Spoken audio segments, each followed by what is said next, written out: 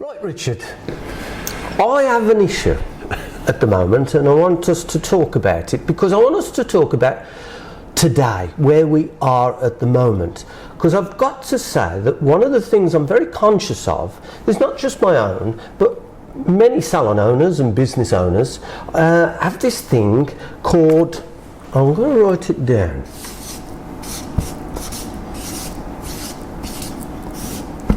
stress.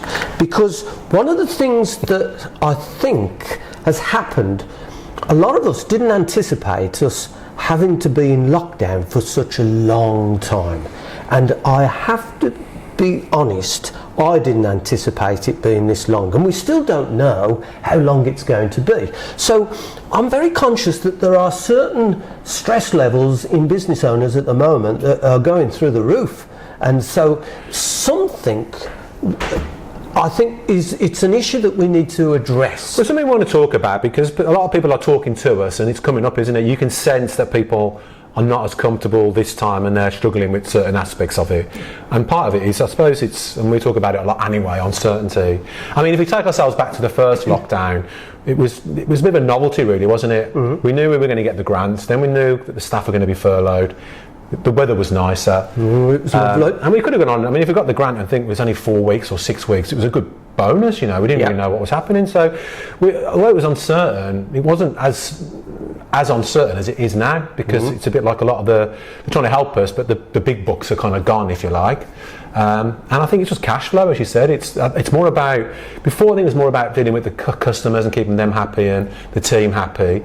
Now it really is, and although we talked about this at the first lockdown, cash flow is going to be so important. I think that's where we are at the moment, because how long can we keep the business moving with no income? I think it's what you've just touched on reminds me that in the first lockdown, and possibly the second as well, we were more pressurised and stressed out by the appointment book. Yes. It was, how do we get these and it was a big issue. How are going to get them back in when they come back?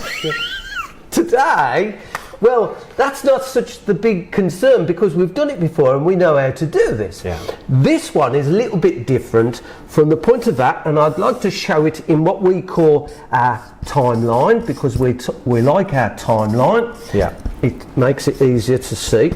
Here we are. As we come into our businesses, we can see that there is something that is growing. What is that, Richard? Debt. Yeah. We can start to see that because as we've negotiated with landlords and all sorts of suppliers and that they've deferred payment in some cases. Yeah.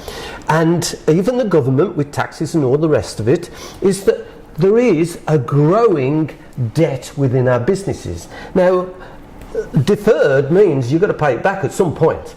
And at some point, and this is why this starts to grow, is that we know that the business is starting to grow a debt burden, and we don't really know when we're going back yet. Or it could be that it's just depleting savings, but one of the two. Well, as the debt grows and with us being closed, sometimes our cash can start to go down, and that is very important that we keep an eye on that. Yeah. So where I'm at the moment is I want some way, how can I control or reduce my stress? And the only way I can feel that I can get stress a little bit more under control is some answers to a few questions, a bit of light at the end of the tunnel.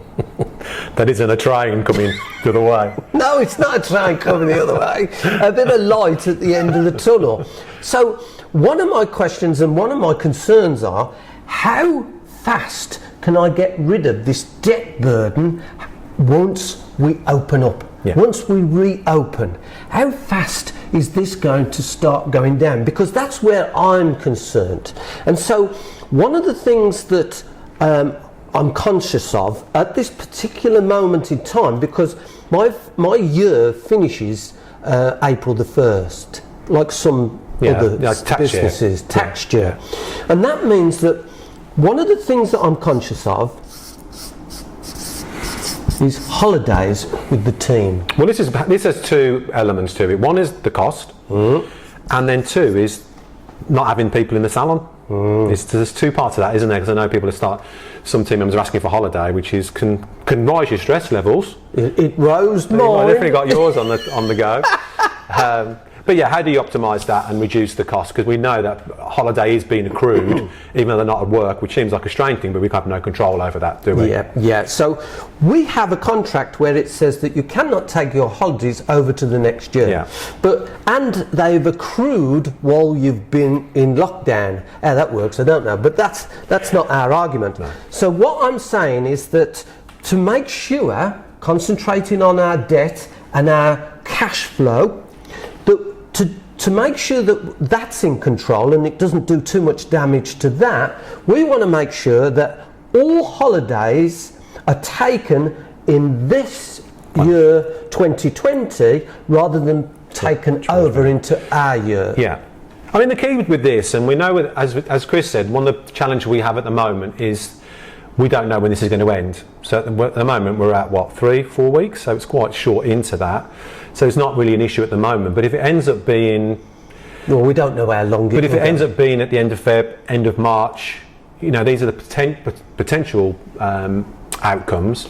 That it's, and even if it's in a week's time, make sure that any holiday that's been accrued through lockdown is being paid for during lockdown. So that you're optimising the furlough scheme to pay holiday pay, because you've only got to top it up by 20% as opposed to finding the 100% further down the line if they're going to take holiday later in the year. Don't want to take it now, don't want to take it later, because for all those reasons which we need to educate them on, it's important that you optimise the furlough scheme for holiday pay through this lockdown. That will save you quite a substantial amount of money. Oh, absolutely. Yeah. So we have to make sure that the team takes it so we don't add more of a burden to later on. Because what changed in the furlough scheme? Well, this time round, again, going back to sort of reducing our costs, the first furlough, when we first went into the first lockdown, the furlough scheme covered both the employer's national insurance and pension contributions, and this time it doesn't. Yes. So again, you've got to find that money. Might not be a lot of money for some, but it's all these things that end up adding into this.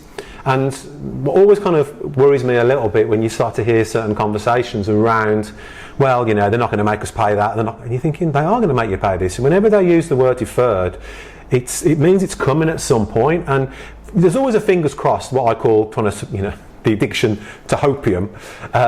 We hope that will go, benefit us all, but let's deal with reality. And the reality is that at the moment we're going to pay it, so we need to factor that in to where we are. And secondly, we need to minimise, as you said, Chris, the debt burden that's being built up here into the future. The final thing with regard to holiday pay, if they end up not taking it, or you allow them to go into the following year, which I know the government have said, but again, this is about you having communication with your team, which we'll talk about in a minute. Is that's going to take away your profitability moving forward and getting back so that your balance sheet or your bank accounts look a bit healthier than they probably do at the moment, or any of our bank accounts look at the moment. And the reason why I'm conscious of the debt is because in our industry, in the past, the amount of profit that a business, on average, in our industry, doesn't make that a vast amount of profit. So if it didn't make that vast amount of profit before, without changes, it's not going to get rid of the debt burden very quickly.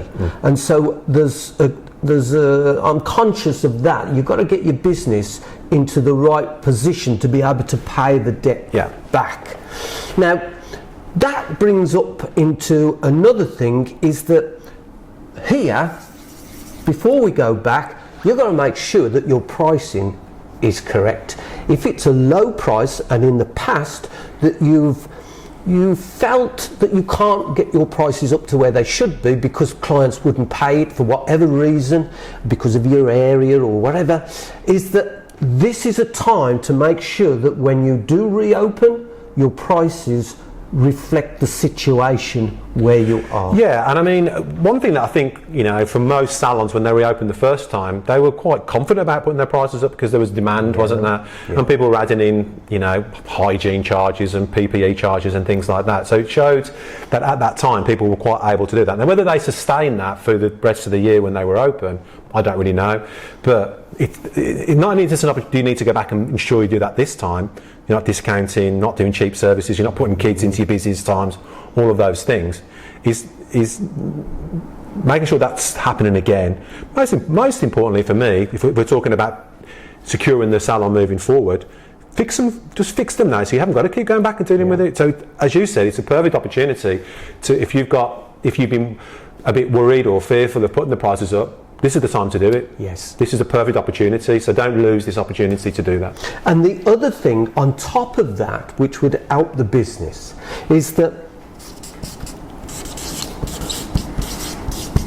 wage commissions, depending on how your business runs your wage structure, and it does depend on how it is. But from my point of view, and in my business, we would be reducing the commission for a stylist only by a couple of %.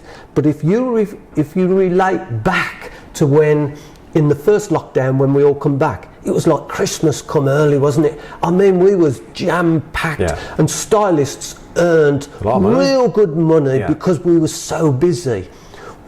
This time, it's not the stylists that need the bonus. The Christmas bonus, it's the salon. The business needs the bonus to get them out of So even debt. if that's a change for just 6 weeks, absolutely. it's until.